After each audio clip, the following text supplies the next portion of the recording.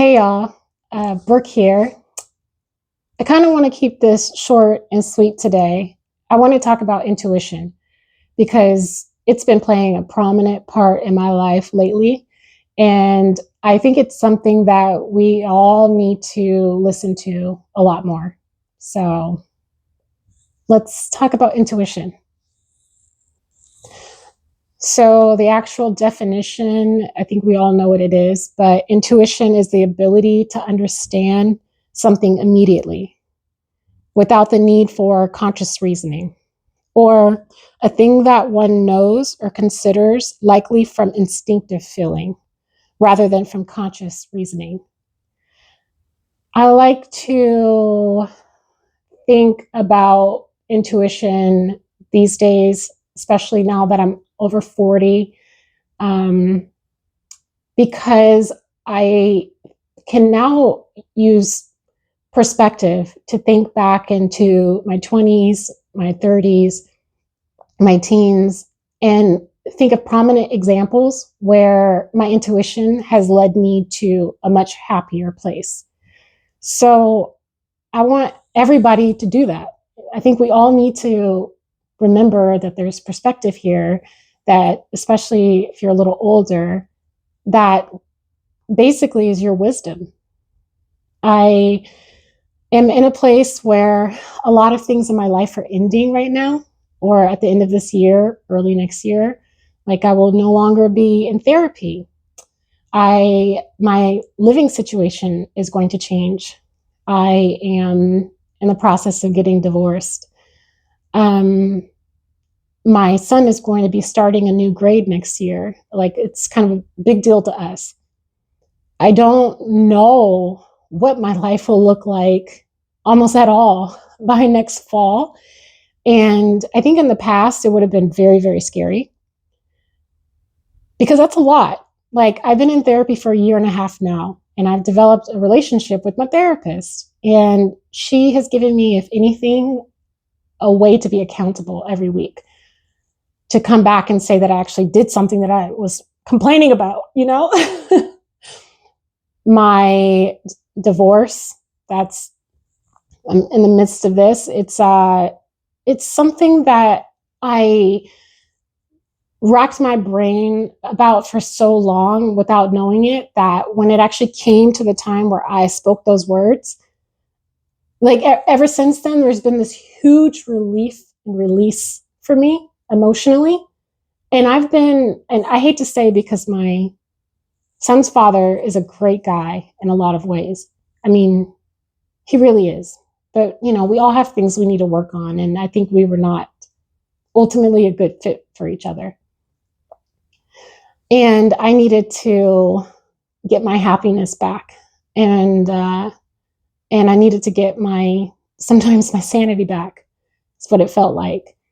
So ever since I did that, I knew that my intuition was right.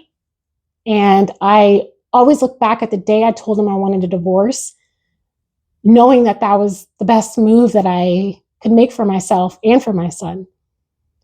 You know, my housing situation is just something that I've changed a lot in my life. And so I think because I started young, my family was, we're Army brats. We moved around a lot. It's, I have perspective on it. I know that I'll be okay one way or another. I'll be okay. I have my mom, I have siblings, like I'll make it work out. So even though that might be the most concerning thing, if I had to write it down consciously, my intuition tells me you're going to be just fine. And so I listen to it now. And I want, as a New Year's resolution, for you all, whoever's watching this into 4 minutes and 28 seconds, to listen to your intuition about things and figure out how to act. And the thing that I've realized, what my wisdom tells me about this is, a lot of the time we're listening to our intuition for these long periods of time. This confusion that exists within us, that is keeping us awake at night, that's having us make the wrong choices in the midst of all this confusion. It's you pushing against your intuition, and sometimes you don't know exactly what to do because we have to live, we have to make money. I know this all sounds very vague, but I'll just get back to the point of like, for New Year's resolution, I want people to start stopping and sitting within themselves for just a minute or two, even. I always find that if I can take like 10 deep breaths, close my eyes, sit down, straighten my body, and try to shut everything off. And that's really, really hard to try to shut everything off. But if you can make the attempt and grow that practice, then you'll start hearing yourself talk, because whatever's on your mind that day, it's going to more than likely come to the forefront. And you'll figure out, like, you have to do something about it. What's the best thing for you? What is your body telling you? What is your mind telling you right away? Like, what is the best thing? Do you need to get rid of that relationship? Do you really need to buy that expensive present for that person this Christmas, even though you know that's going to leave you with like next to nothing, but you think that they're getting you a nice present, so you got to get them one or something like that? I I encourage you to do that, because I think it's what we all need to become a better society.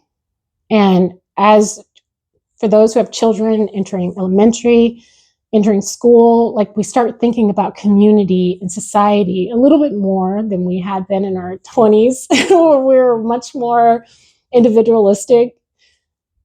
It's necessary, especially seeing how things are going now. Use your perspective. Think about how your intuition has led you in the right path before. How in the right path, to me, is a path where you had to make a change, and then afterwards you were much happier for it. One example for me is when I lived in New York. I was in a relationship toward the end that was going to bring me back home to the Bay Area.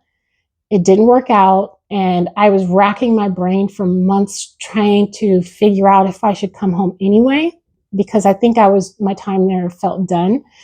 But there's something about that city that will pull you in pretty strongly. I was walking, I was stressing about this all the time. And one night, after a party that I had gone to with my job year after year, I felt so out of place there. And I left early. This was in Soho. I left early, and I was walking down this cobblestone street in Soho, New York, and I felt so alone. And I just said, this is it. Like, I can't be here anymore. That was my day. I made that decision. And I never turned back. And I am so much happier that I listened to myself at that moment, and I left. I made plans and I left soon after. And I wouldn't have it any other way. And so next year, I am just going to listen to myself, because I know that whatever my life has in store for me, all the naturalistic things I really want to do, the ways in which I want to grow, the ways in which I want to see my son grow, because a lot of his needs, even though my happiness is the most important for him to be happy, and I see that now. I don't just hear that in studies, like, I actually see it in my life. Like, his needs are something that I'm catering to every day, because he's 4, he can't meet his needs. So I have to think instinctively, what is the best thing for this boy? A lot said. For your New Year's resolution this year, please do yourself a favor and listen to yourself. Before you even write anything down, just listen to yourself. Go into yourself. Close your eyes. Be alone. Give yourself space to be alone as much as you can on a regular basis. I don't go around people very much now, because I realize that being in my own space with my own things, kind of thriving in my own mind and space, is what I personally need to, I think, to be a good version of myself. And I'm working on being the best version. There's a long way to go. But give yourself that gift for Christmas. I wish you all the best and happy holidays, happy New Year, happy resolution hunting. Bye.